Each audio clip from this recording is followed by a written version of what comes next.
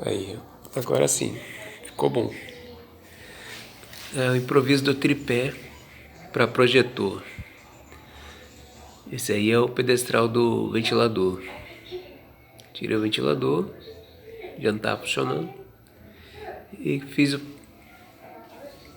para ficar de pedestral pro projetor. Aqui tá o projetor já. Não cai.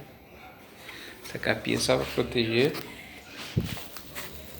Tá parafusado. Aqui é o parafusado.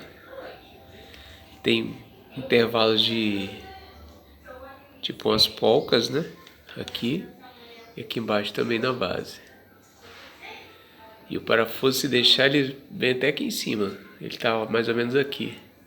Então não tem como cair. Tá vendo, ó? Não cai de jeito nenhum.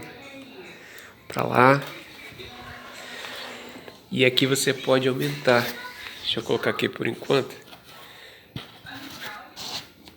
Pode aumentar aqui.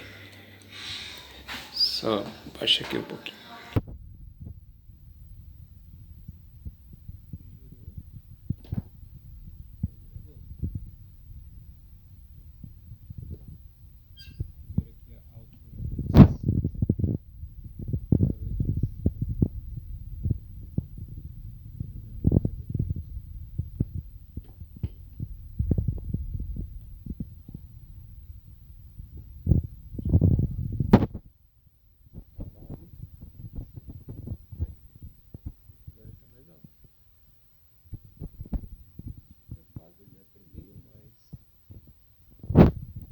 Altura. Vou fazer umas selvas aqui do meu lado.